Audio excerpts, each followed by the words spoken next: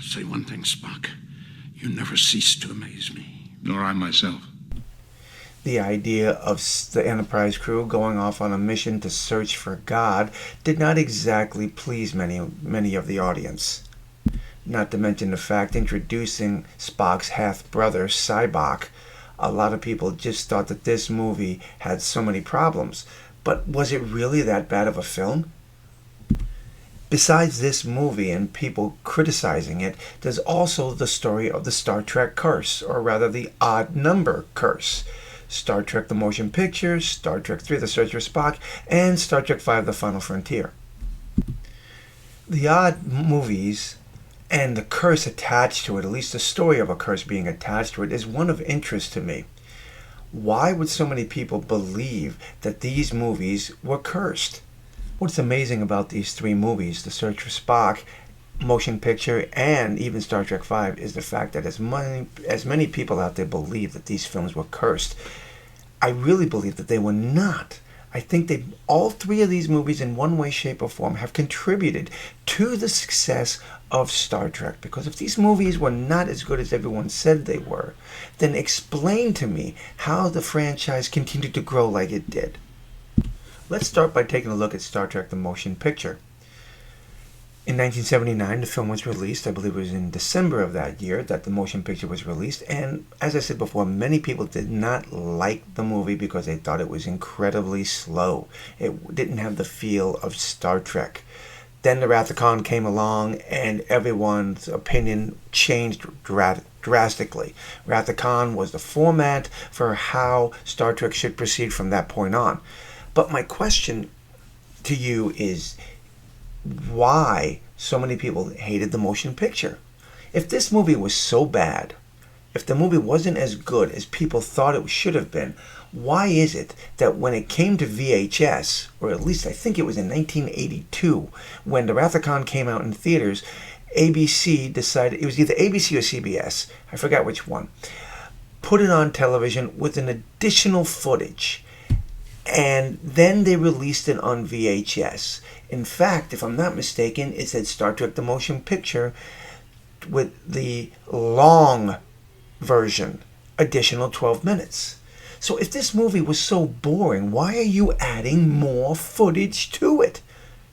And then when we get into the DVD, we get a director's edition, changing the footage around, adding more footage to places. Still, people saying the movie was boring, yet they're adding more footage.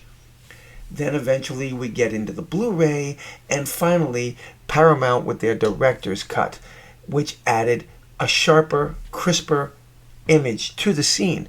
But again, the same question is asked. If this movie was so boring, why was so much attention put into it over the years, adding more footage and trying to clean it up? It just doesn't make sense to me. I still don't understand why so many people think that The Search for Spock was a weak movie. It was fast-paced as far as I was concerned, not as fast as The Wrath of Khan, but it moved at a good clip. It introduced us to space dock. It introduced us to the Excelsior. I think giving The Search for Spock, or attaching The Search for Spock to this odd number curse, was wrong. This was a good movie, a great science fiction story, and to be labeled as one of the odd movies out and having a curse attached to it, I think it's just terrible.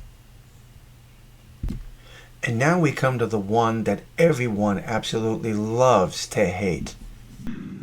I've always wanted to play to a captive audience. Okay, so Star Trek V definitely had some issues. Wasn't the greatest out of all the films, but it really wasn't a bad film either. Okay, so Spock having a half-brother I really don't think was a bad idea. It was an interesting concept, and that he was trying to explore emotions is another interesting plot twist to play around with. As villains go, Claw wasn't exactly the greatest Klingon in the world. And Sybok being able to take the ship was just a very weak plot point to have. I think the real problem that a lot of people had with this movie was the whole idea about searching for the Garden of Eden, which was already done in the series, and of course, searching for God. Another bad problem with the movie was the planet of galactic peace. It was a wasteland. How in the world that they could think that this place would be a planet for peace is unbelievable. But on a positive side of this, I thought the idea of the three of them going camping together was a pretty good idea. What would it be like if those three went camping and we found out it didn't go well? But be honest with me on this one. Was it a terrible movie? I don't think it was bad. Weak, yeah.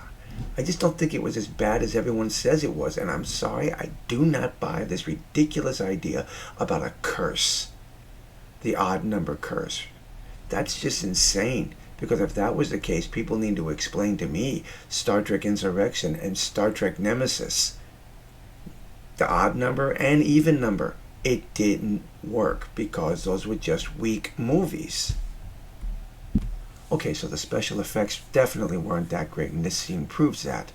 But the question I really have is, all these movies, the motion picture, The Search for Spock, and The Final Frontier, was it the odd number curse? Were these films really that bad? Was Star Trek V really a bad movie, or was it just incredibly weak? I'd love to hear your comments. Drop your comments below, let me know, and until the next time, my friends, God bless.